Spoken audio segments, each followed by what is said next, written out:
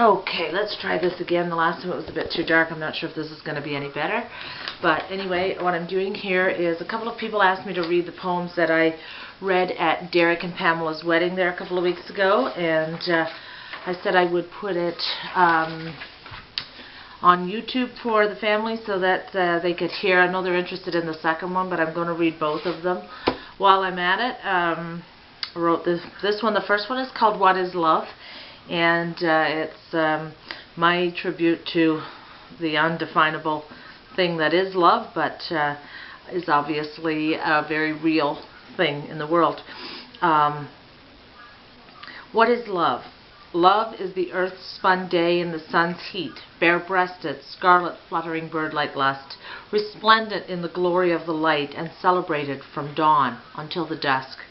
Love is night with all its secrets and its treasures, as it follows through season after season, remaining still when summer fades to rest forever, this eternal wish, this purpose, meaning, reason.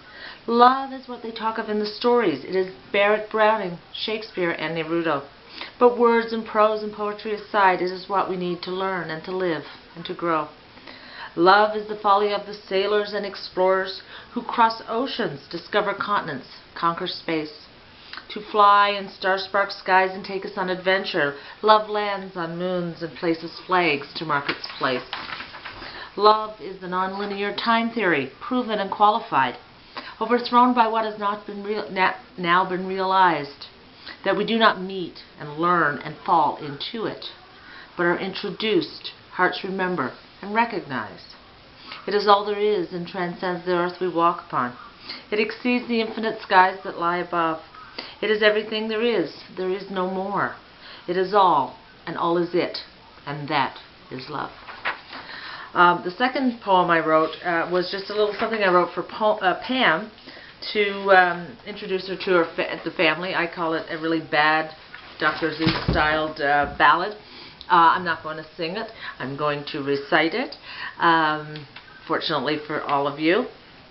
But it's just fun, and it's called The Ballad of Us, and it's about our family.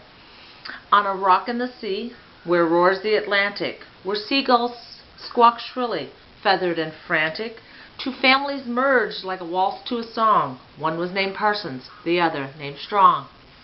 In November they wed, fish or no fish.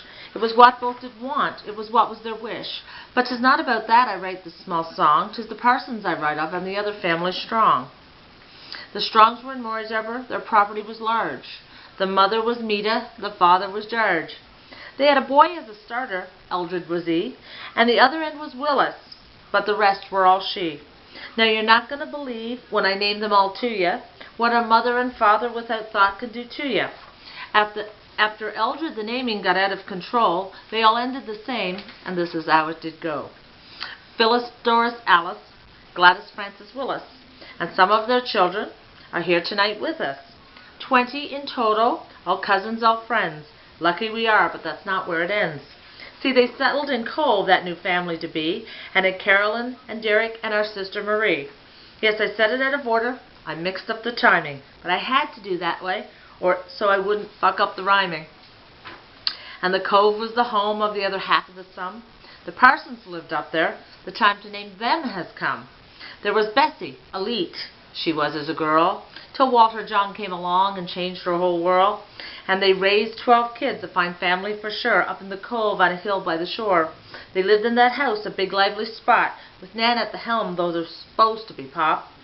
There's too many to name. 12, what were they thinking? 12 youngsters would drive a person to drinking. But 12 they had, and they all reproduced. And I've counted them all, and here's what I've deduced.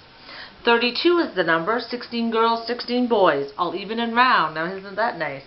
I'd count all the kids, and their kids' kids too, but there's way too many, it would take too long to do. And recently I heard, have you heard the news? Aunt Betty Lou's crowd is now having them in twos. So that is the family in a nutshell, and that's probably a clue, Pam, because we're all nuts as well. But you've noticed, I'm sure, and you've still stuck around. In fact, you've picked a fine nut up off of the ground. That nut is my brother, and it's good to see that you've made him ever so very happy. Welcome aboard from both Parsons and Strong. We're all glad you came. You're where you belong. You're one of us now, and we hope you're happy to be part of our big, nutty family.